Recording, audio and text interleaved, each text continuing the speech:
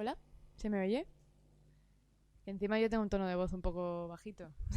Hola, hola,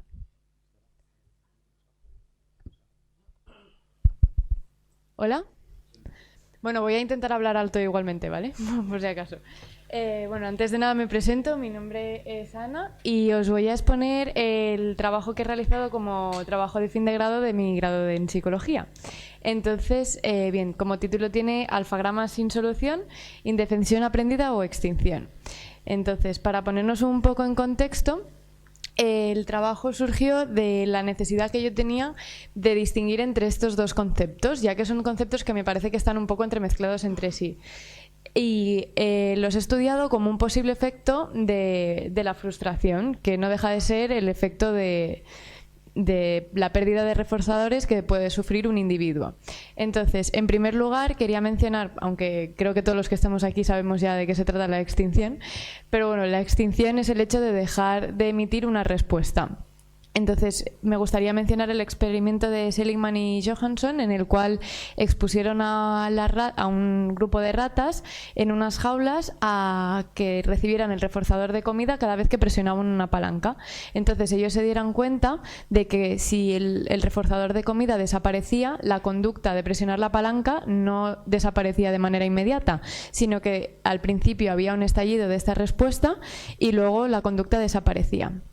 Entonces, por otro lado, tenemos el concepto de indefensión aprendida, el cual significa un poco que es una conducta que también desaparece, pero tiene implícito que es el individuo el que aprende a estar indefenso por haber estado expuesto anteriormente a una situación aversiva.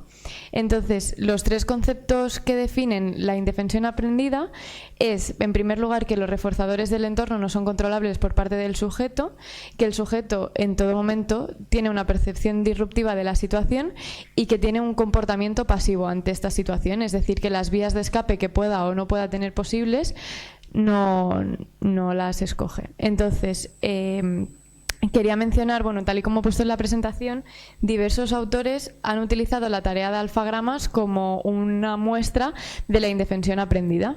Entonces, después de esta contextualización, surgieron dos hipótesis distintas. En primer lugar, si un ejercicio de resolución de alfagramas que se basaba en dos tareas distintas, una posible y una imposible. Si los participantes mostrarían los mismos resultados en cuanto al tiempo, que tardaran en resolver o en abandonar la tarea y en cuanto al número de intentos que éste tendría. Entonces, para realizar este experimento, como os decía, se hicieron dos tareas distintas. Un alfagrama es un conjunto de letras que aparecen desordenadas, como en los ejercicios de inglés. A mí siempre me ha recordado a eso.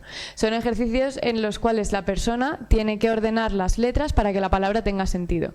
Entonces, hicimos dos tareas distintas. En primer lugar, la tarea que hemos nombrado como A es la tarea posible y son las letras que podéis ver en la pantalla en verde, las de arriba. La que empieza por J, por ejemplo, sería cojín, la segunda es mueble, la tercera es botella y la otra es jersey. Y luego tenemos la tarea imposible, también nombrada como tarea B, que son palabras que no tienen solución. Entonces, se cogió una muestra total de 40 participantes, a los cuales después dividimos por condición. La condición es el orden de presentación de la tarea, porque el participante se podía someter a la condición AB, es decir, posible-imposible, o a la condición BA, imposible-posible. Todos los participantes entonces se someten a las mismas condiciones, lo único que cambia es el orden de presentación de estas. Se entrega la tarea según un orden que se ha establecido anteriormente, el participante no lo conoce, no sabe que hay una tarea posible o una imposible, y entre cada una de las dos tareas se establece un intervalo de 2 minutos y como máximo se le dejó al participante 10 minutos para solventar la tarea. Entonces, bueno, tal y como he puesto es un poco así, pero no se podía intercambiar información con el participante porque sí que me encontré en muchas ocasiones que había gente que me preguntaba ¿pero esto se puede hacer? Y claro, no se lo puedes decir.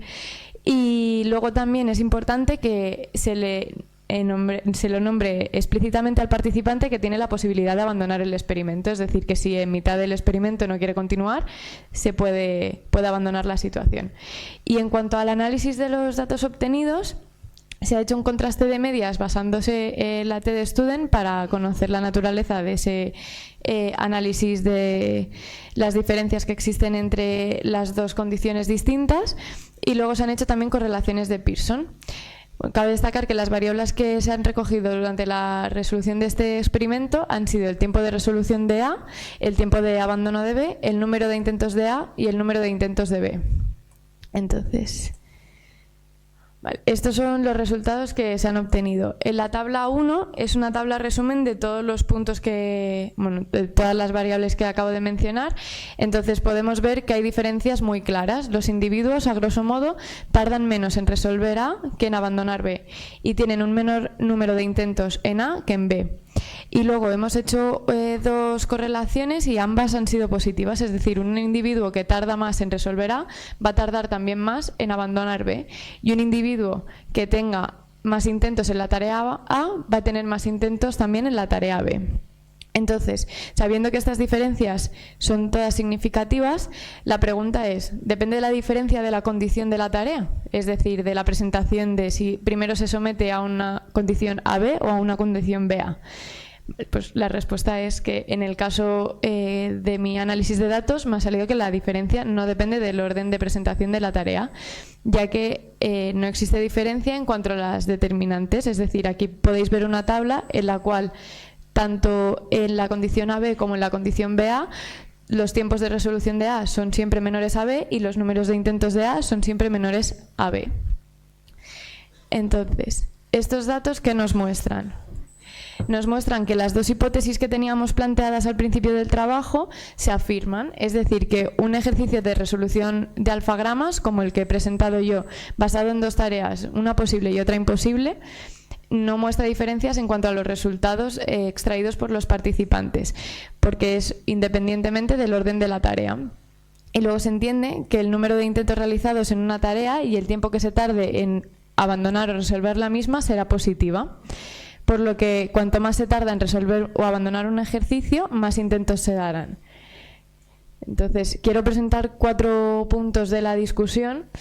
Esto muestra que, según el análisis que yo he extraído, se apoya la hipótesis de que este ejercicio de alfagramas muestra una hipótesis de extinción en vez de una hipótesis de indefensión aprendida, tal y como se había planteado en otros trabajos, ya que el tiempo de resolución de la tarea posible siempre es menor al tiempo de abandono de la tarea imposible, independientemente de la condición. Si el individuo se ha expuesto anteriormente a un estímulo aversivo, va a dar el mismo resultado que si no se ha expuesto a ese estímulo aversivo. Y en cuanto al número de intentos, también nos muestra ese resultado, ya que el individuo sigue teniendo más intentos en una tarea que es imposible, independientemente del orden de presentación de la misma. Es decir, si se somete primero a la tarea imposible o primero a la tarea posible, es independientemente. Entonces, la única diferencia que hemos encontrado depende de la naturaleza de la tarea, no de la presentación de la misma. Es decir, el individuo tiene más intentos en una tarea que es imposible porque persiste más en ella, tarda más tiempo en abandonarlo simplemente porque es imposible, no porque se le haya presentado antes o en qué orden se haya presentado esto. Entonces, como conclusión básica, el procedimiento que he contemplado en este trabajo no apoya la hipótesis de indefensión aprendida, como se postula en otros trabajos, ya que este ejercicio de alfagramas lo hemos visto reflejado en otros artículos publicados por varios autores, como los que tengo anotados en la presentación. Y creo que he ido muy rápido.